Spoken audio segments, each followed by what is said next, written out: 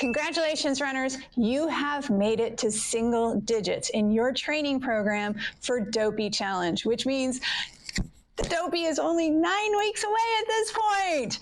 I hope you're excited. I hope you are so happy to be over that hump into the single digits, and I cannot wait to see you out on course.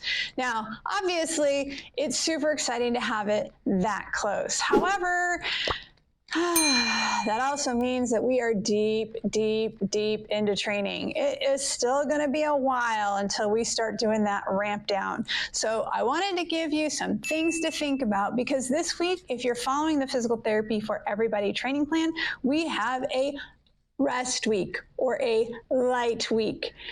Now, obviously, a light week means it's only a mere 27 miles. Did you ever in your life think that a light week would involve 27 miles? So as you are enjoying your rest week, as we get ready to climb up that mountain to do our final hard push of training, we're not coming back down until we start doing our ramp down. So we are getting ready for our final big push. There's some things I wanted you to think about, because, you know, you've got all this free time because you're only running 27 miles this week. And by the way, if you seriously think that I think 27 miles is not that far, please understand that is all meant to be sarcastic. 27 miles is a really long way. And my body really hurts because I am doing all of this with you. So please take it as all a little tongue-in-cheek, but do think about these things while you're running this week in particular to make sure that you are all ready in 9 short weeks for the Dopey Challenge. The first thing I want you to really make sure that you've got dialed in this week is your nutrition on course. You guys know, if you've been around the channel for a while, I am not a big fan of trying anything new on race day. So this is a good week to try some different things with nutrition. If you've been not happy with something that's in your plan and you've wanted to shake it up a little bit, this is a good week to do it because you have less miles. Now, I will say, if you are trying something new this far into training, I definitely recommend trying it on one of the shorter runs when you're closer to home. It may not give you that boost that you're looking for your run overall, but you'll be able to see how your body does with it and kind of get that gut check. So a couple of weeks ago, we had another lighter week, and I actually tried something new that I was thinking about adding into my program, and I did it on a short run, and for the rest of the day, I was not feeling great. I mean, I finished my run and that was fine, but I was not feeling really good afterwards. Now, considering that Dopey is 4 days of running in a row, I definitely don't want to be doing anything at any time during those 4 days that's going to affect my ability to run. So that one's just going to have to go out for now. I am not a fan of relying on what's on course while you're running, just because if it's something you haven't trained with, you don't know how your body's going to react to it. So I would spend some time this week futzing around with your nutrition on course so you can get it dialed in for your final training push. Getting enough rest. I don't know if you guys are struggling with this like I am, but definitely as those miles are getting longer and longer, my need to sleep is getting greater and greater. And the reason why is your body actually is healing while you're sleeping. And the more miles you run, the more trauma you're going to cause to your body, the more rest your body actually needs. Now, sitting can be restful to some degree too, but really it's when you're sleeping is when you're healing. So make sure you have got your sleep schedule dialed in. If there's some things that you need to move off of your plate for the next couple of months so that you can get some good sleep, make sure you adjust your schedule accordingly.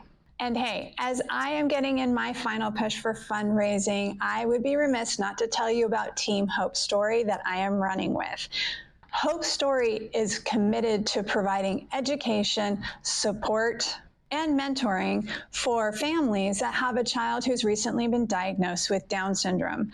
I am super excited to be running with them. It has been so fun just to see the things that they have already done this year, including having pool parties for kids and families, as well as introducing medical professionals to families with Down syndrome and giving them an opportunity to have a really clear communication, which is just going to help those medical professionals moving forward. Physical Therapy for Everybody will be matching every donation, and I'll drop a link below. Okay, now as we are getting further into our training, our chance for some small injuries increase. Now, yes, our chance for big injuries increase, but there's a different plan if you have to deal with a big injury. These are the little nagging pains. You may notice your ankle's a little swollen, knees a little swollen. You may have some hip problems or something just little that you feel like, it's not that big of a deal. I don't need to address it right now.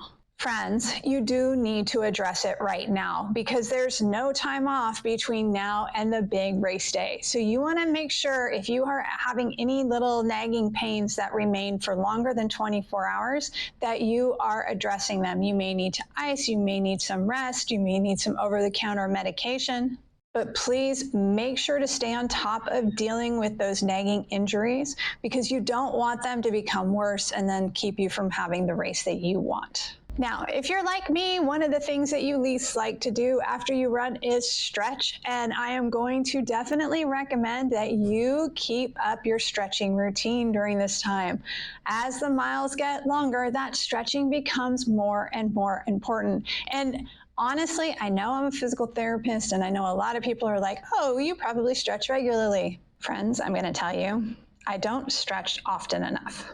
However, I will say that especially as I get further into this training plan and on weeks that I'm running 5 out of 7 days, I am spending those other 2 days doing a lot of stretching because it is really important to make sure that you stay flexible enough to be ready for the next run.